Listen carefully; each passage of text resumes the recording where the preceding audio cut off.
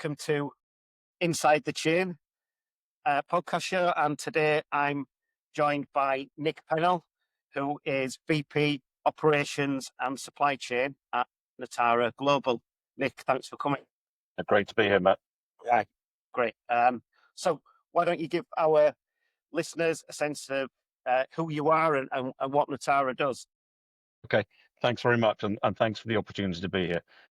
Nick Pennell, most of my career, I've been a management consultant. I'm an engineer by background, but spent quite a lot of time in management consulting. So basically doing turnarounds on businesses, both developing new strategies and turning business around.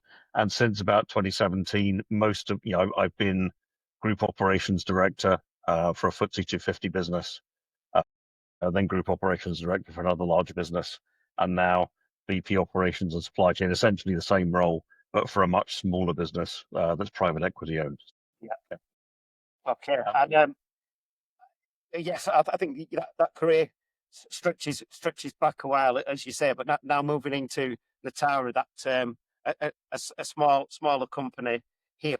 What when you first stepped into Natara, what situation did you find? Well, it's an interesting one. So, size and shape of the business. Let me just sort of lay that out for you listeners. It's roughly about $100 million turnover business. We make flavor and fragrance ingredients, individual molecules or blends that we sell on to the big flavor houses. It's 4 manufacturing sites globally, plus another 3 distribution hubs globally as well. So it's very, very much a global business, but quite small in the relative to some of the companies I've worked for before. And when it was a spin out from a large business, and I think it's fair to say within that large business, it was a fairly sleepy backwater. It was a very small part of that large business, so it didn't get much attention.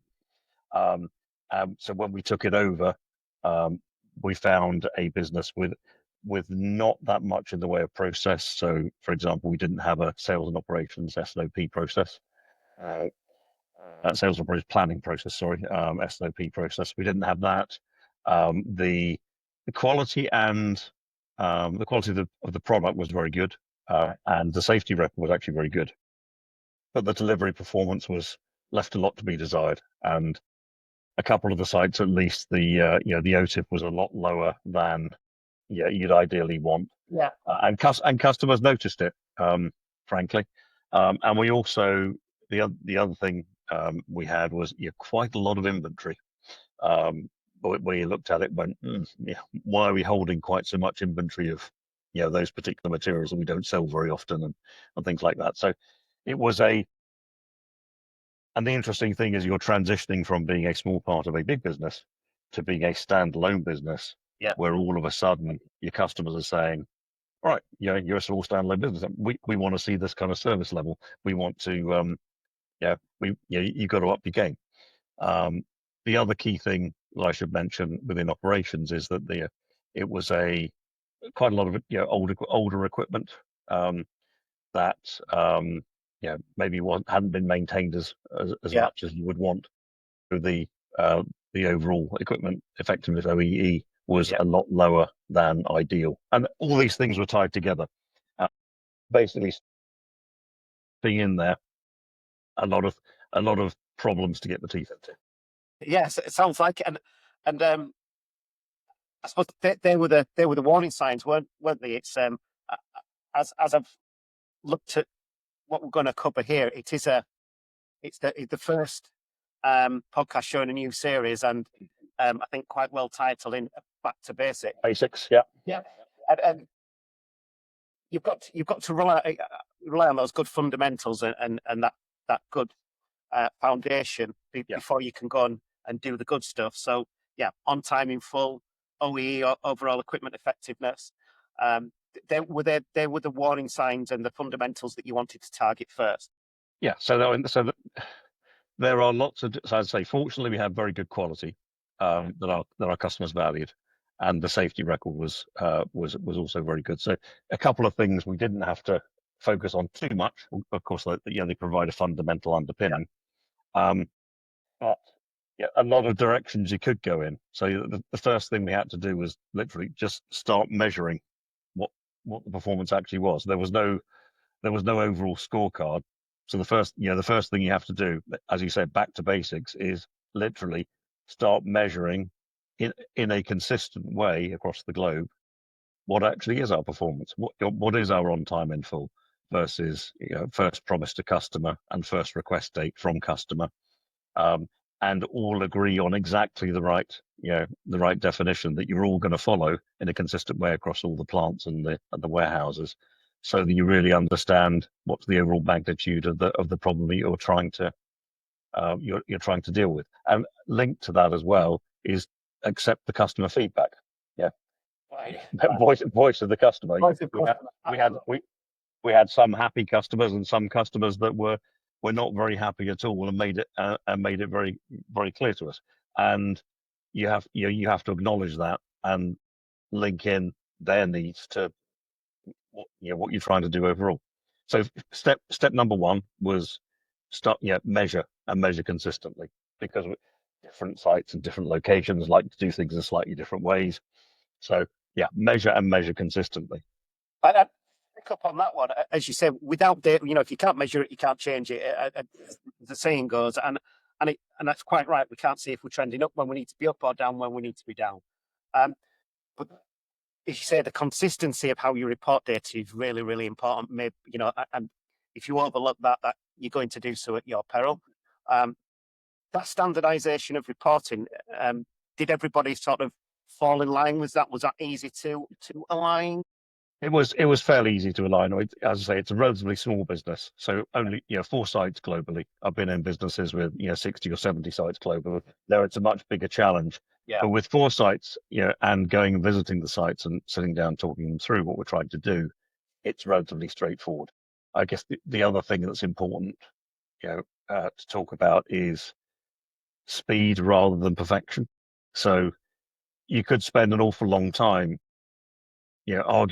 arguing this way and that way for what exactly is the right metric to track.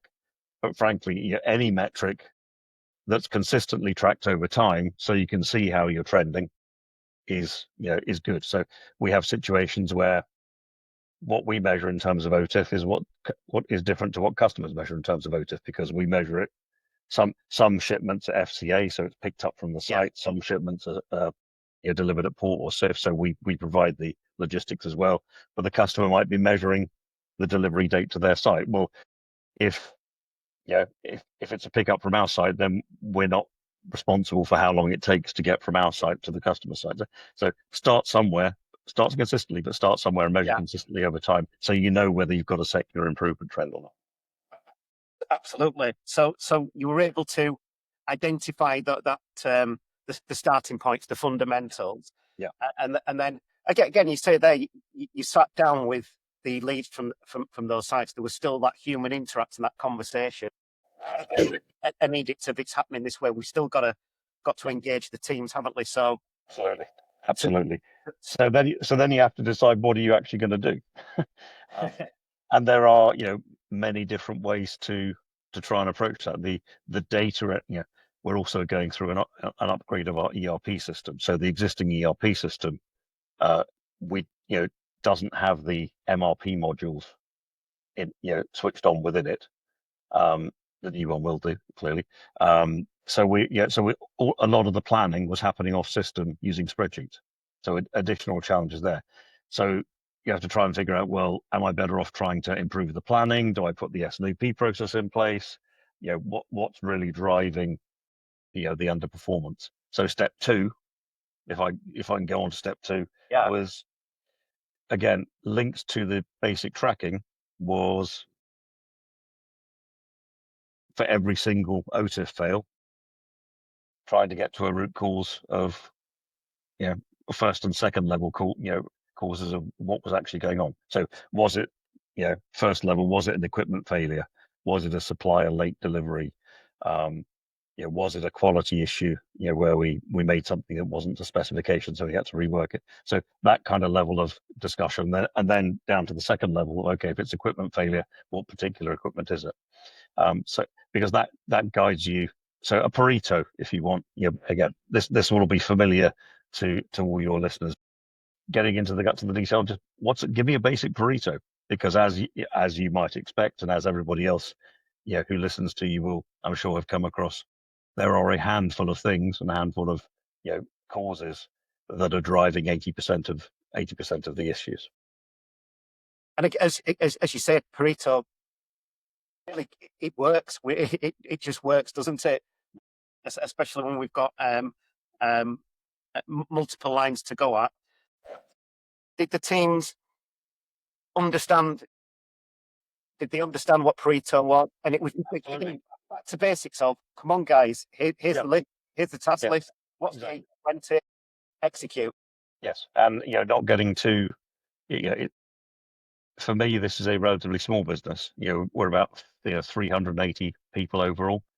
A lot of whom obviously work in operations, but there's not a huge number of people sitting around waiting to plan things or fix things. Everybody is doing the do on a day-to-day basis. Yeah. So you can't if you've got an army of people, smart people who can do loads of the analysis, then yes, you can get quite sophisticated with the analysis. But if you don't have huge bandwidth resources within the business, then you have to go right back to basics and say, okay, guys, what are my 3 big reasons? Tell me my 3 big reasons. And a lot of those turned out to be equipment. One of the site equipment related, and another site, supplier performance. So at each site, you then start going through the basics of, okay, how do I improve that equipment performance? How do I increase the OE? How do I need to change supplier for another material? Yeah. Did that happen? I imagine that came a little bit later, the supplier analysis, or was it happening in parallel? It was happening in parallel, because when we did the basic analysis on why were we failing on OTIF, then one of the bigger reasons was equipment failure. So we got on with that. But another reason was supplier performance. So and then you can get into the next level of discussions. Okay, which particular equipment do we fix? If supplier performance is an issue and it is 1 or 2 specific suppliers or 1 or 2 specific materials, then of course I can buffer things with a small inventory at my end while I sort out the supplier issues. Or if the supplier issue can be fixed quickly, I don't need to do that step. So starting to get into all these things, and also bias for action. Trying to get into the team's head that, no, guys, I'd rather have 3 things fixed relatively well, not perfectly, than seeking perfection on a large number of items, and you never make enough progress to improve things. As you say, you made that point earlier that speed over perfection. Getting started and is often the toughest step. But once you get started, you can gain momentum quickly. But again, I suppose that was the mindset, partly a mindset shift from where the company had been, to getting people re-energized into looking at things in a different way. Yes. So, but not bringing in the most. It doesn't have to be the sophisticated tool, does it? It's keeping it simple. It is. So there's one strand of this which is about measuring the performance as an output, measuring for example, the OTIF fails that we've talked a bit about. Another part was looking at the way we plan the sites. So putting some basic planning methodologies and disciplines in place, because everything, remember, everything was being planned off system. And doing a few, again, going through a Pareto, what are our materials? How frequently do they get ordered by customers? And how frequently how many customers do we have for each item? Because then you can start to think about, oh, so I'm going to go off on a tangent, briefly, but we'll come back to this one as well. But sometimes you get the question of, well, why didn't you go on a lean journey? It's like, well, we were that bad that improving the speed of changeover and things like that just would be nice, but it doesn't fix the underlying problem that my equipment kept failing. So I needed to do that. And similarly on the planning side, you get into this discussion about, well, what should my lead time be, and how do I reduce the cycle time? Before we even get close to that, we just needed to do the basics of, well, materials A, B, and C. They're large volume. They're ordered frequently by a large number of different customers. So why not move those to ship from stock? Because it's simple. Previously, I was trying to plan everything, or the business was trying to plan everything on a make-to-order basis. Yeah, it's like, no, make those big runners, the old runners repeat as strangers. Discussion. Get the runners as ship from stock, because there's very little risk of holding too much inventory, because I've got plenty of customers and I sell it frequently. And then, so that's the other thing we did alongside, was to change the planning approach and the stocking approach into put the big runners into ship from stock and the others into make to order with different lead times, and communicate that clearly to customers. And again, that worked very well alongside the ongoing fixing work from all the measurement that we were doing. Yeah, the planning and scheduling approach, the materials, and again, it's getting a sort of a few heads running, isn't it? So getting a few heads running, but the big ones. Yes. Get a big head running. Yeah, exactly. Wow. Okay. And you mentioned on the MRP part of it there. I've seen that myself, where something doesn't work at some point, or maybe a skill level is lost from from utilizing the MRP, and then people stick to what they know, and that's okay. I'll run it in an Excel spreadsheet, or a Google sheet, I suppose. And yeah, the ERP is there to automate and to shorten the amount of what we need to input. So did you see that? Did you take that away in part? Did you change how much was done external to internal? So we're in the separate to all of this work that's been going on. We are in the process of upgrading our ERP system. So we're, fingers crossed, we're hopefully just about to go live with our first location in April. But basically, we'll be going live through the middle of this year. In that new system, we will have the MRP functionality and advanced planning functionality switched on. So we still don't have it. So we started out without it. It wasn't possible because of the setup of the system to switch it on, because of the amount of customization in the system, in the current system. So we are still running planning externally, if you will, but we are now doing it at least with a number of more sophisticated tools, albeit Excel tools, but just more sophisticated Excel tools. Yeah.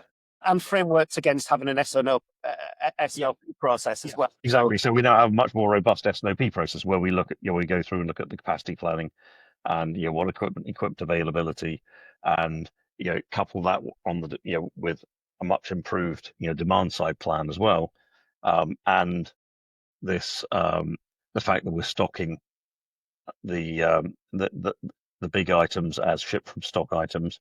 So it becomes much simpler for the planning team to plan and schedule everything, because right, okay, this one's a make to order, that one I can restock, but we've got guidelines, min and max stock level. So if they need to shift something around, well, if I can make that next week rather than this week, that allows me to get these orders out this week. You're effectively just providing them some guidelines, some guide rails to plan within, that make their life a lot easier.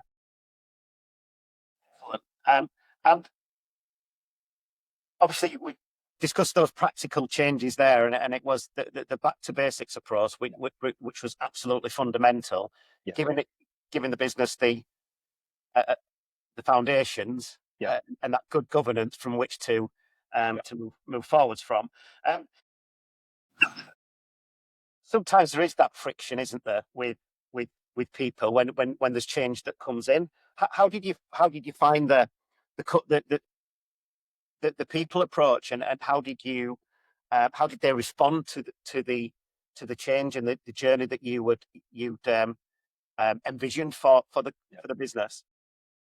Very well. So that they're a good team of people. We haven't had we've brought in a handful of new people, particularly in in the planning area, but by and large, the operational team and the planning team, and also the customer services team, because they're also part of my remit, responded very well.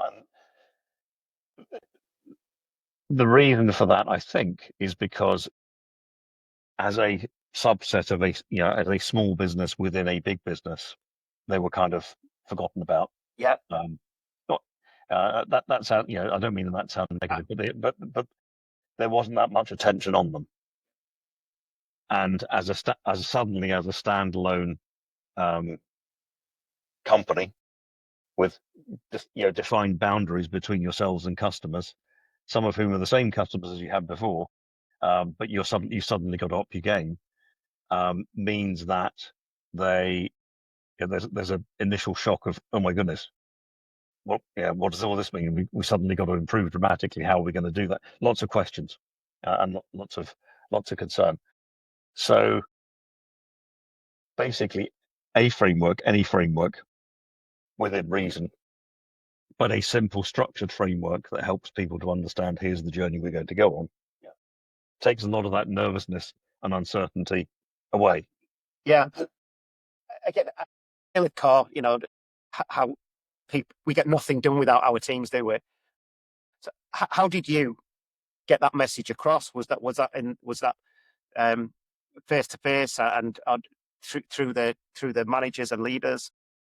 Yeah, it was a combination of all of different approaches. So yes, personal preference, a lot of face-to-face discussion. I mean, we've got the benefit, as I said before, it's a small business with 4 sites. Yeah. So it's relatively easy to get to those 4 sites and sit down and have the face-to-face discussions with everybody. So you can allow them to ask questions and you can explain what you're trying to do and why you're trying to do it, and why you think this will improve. Part of the other improvement, or the other key thing for me though, is make a few things happen. Yeah, because previously, the team and the business have been subject to all sorts of uncertainty, variability coming into the picture from all sorts of different angles. So doing some investments, doing some small investments, showing them that you care about them and the future of the business, and making some investments that reduce the variability. Be it upgrading the compressed air systems on site so they fail frequently. Oh, that's a big headache out of the way. The unexpected benefit, obviously, as soon as the OTIF started climbing, the customer service reps, they get many fewer calls from annoyed customers saying, "Where's my order?" So a whole bunch of their tension and anxiety goes away, because they're working within a system that performs better, so they've got more time to think about how do I improve further, and it starts to become a virtuous circle. Yeah. So I would say, face-to-face communication, which is obviously, get some quick wins get some quick wins where people can say, oh, I can see the improvement. Yeah, I can internalize it. I see what Nick's talking about, or I see what the team's talking about. Let's have some more of this. It tends to be the record.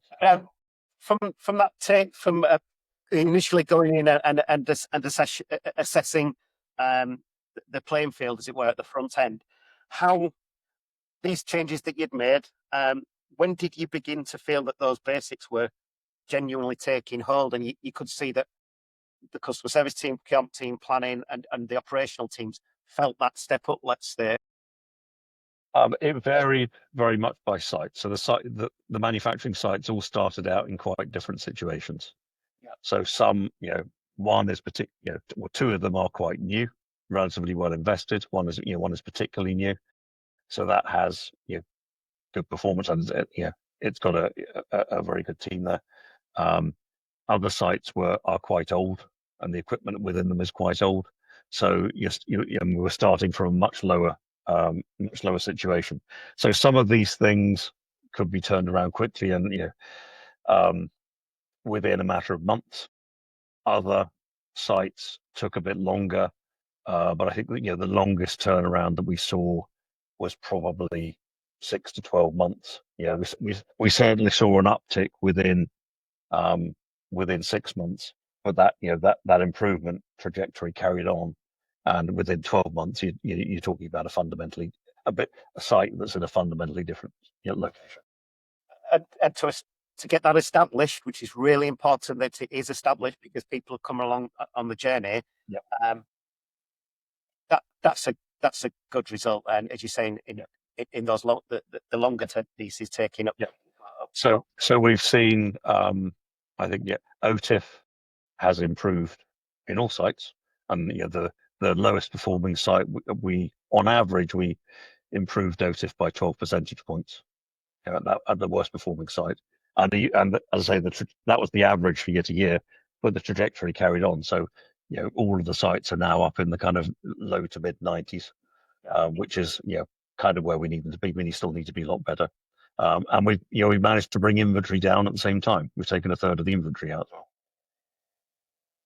Yeah, well done for that, because that's it. Dead inventory, or higher inventories, you're tying up cash flow, aren't you? Exactly. There's probably waste in there that speaks to the legacy of the systems that weren't available to support that. Yeah. So to get those metrics all trending in the right directions, products, I think we've touched upon of that, is people become energized because they see the improvements taking place as well. I wonder, why do you think, and I'd say so many businesses still miss these basics, even at scale, I would presume. I still hear that larger businesses suffer from similar problems. I think there's a few different things that happen, and from my consulting background, I've seen this sometimes as well. At the heart of what we did, and we've talked about this all the way through, was focus, focus, focus. Get the basics right and focus, because unless you know where you are failing, you've done that Pareto, how do you know where that you're focusing on the right thing to fix?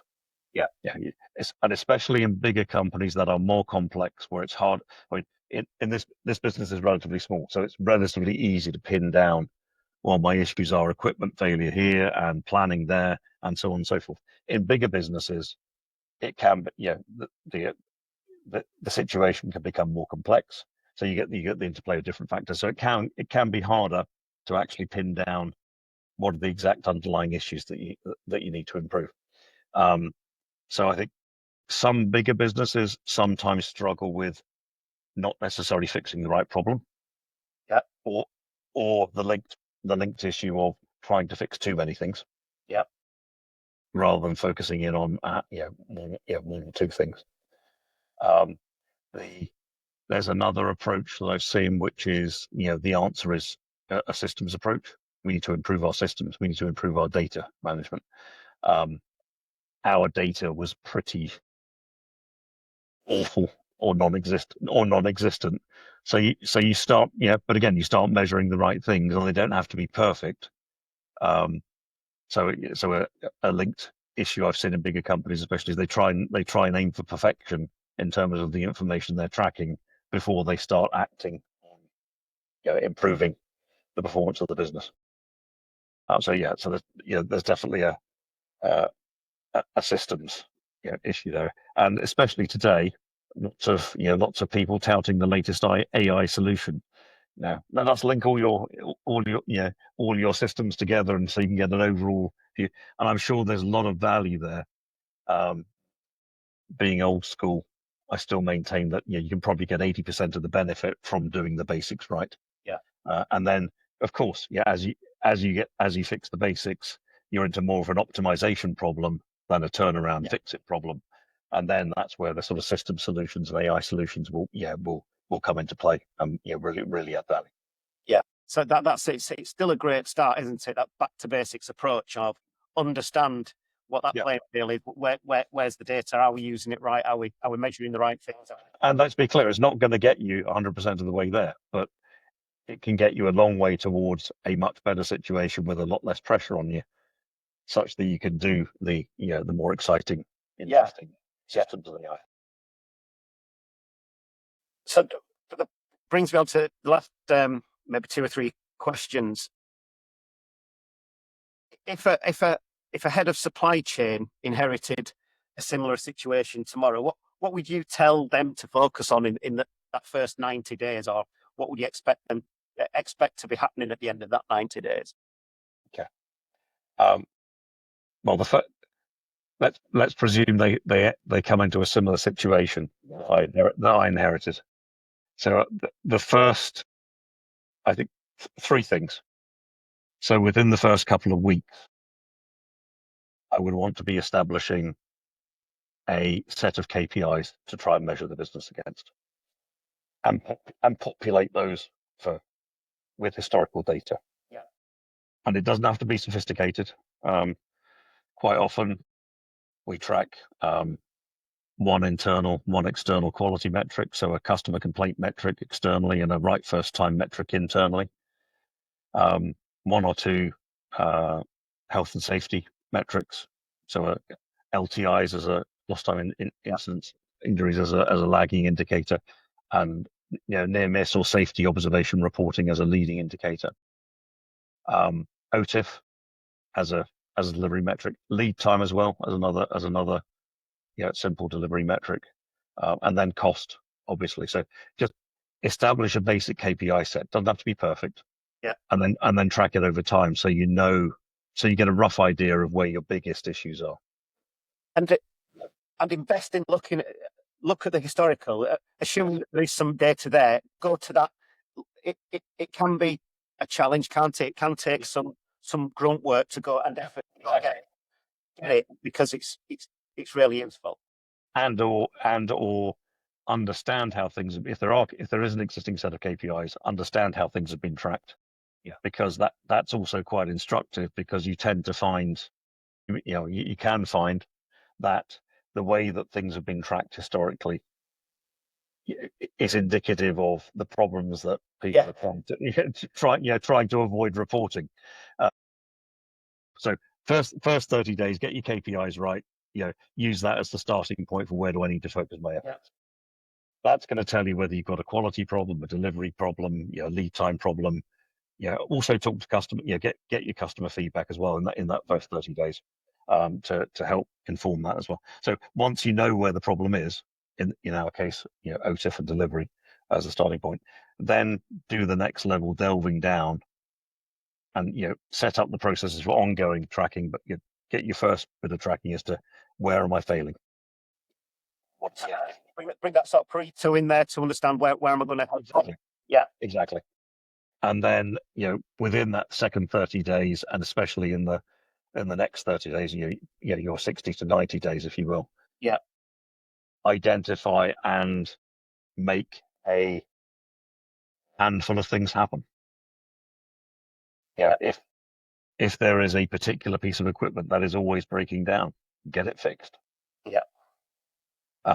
If there is a supplier that is consistently late, go visit them, understand what's happening, why are they late. Could be our planning that's causing them chaos and causing them to be late. But unless you actually go have these conversations, that old-fashioned thing. Go sit down and talk to somebody and actually share a cup of tea and actually look someone in the eye and have a chat through, as you say. So at the 60 to 90, we want to make sure that visibly for the teams involved, that they can see that things have happened and changed. Exactly. And you could do it quicker, by all means. If things are obvious, do them more quickly. But if you're on a monthly kind of reporting cycle or business cycle, then just keep it simple. Focus on those first 3 months. I guess the other observation I would make is sometimes the Pareto or the constraint, if you're following sort of theory of constraints as a way to look at your business, sometimes that can be obvious. Sometimes you can look at one particular piece of equipment and go, that's obviously my constraint because I can't get enough through it, or it keeps breaking down or whatever it is. Other times, and this is the situation that we faced, there are so many things going on that there is no obvious constraint. And in that case, you might have to step back and go even more basic and say, I can't actually figure out whether I need to do A, B, or C first, from an optimization, an optimal point of view. So just do one of them. See what happens. And that will give you information about, did that work, or is that the key driver that we were looking for? That's so try something. Yeah. Great advice. Try something. Yeah. Again, don't wait for perfection. Yeah. Try something. Do something. I think some excellent steps there. And for my last question, Nick, your experience there is, and of course, this is generalising. We'll base it on your experience. Is there anything, particularly in the supply chain transformation pieces, broadly speaking, that people overcomplicate? It's a really good question.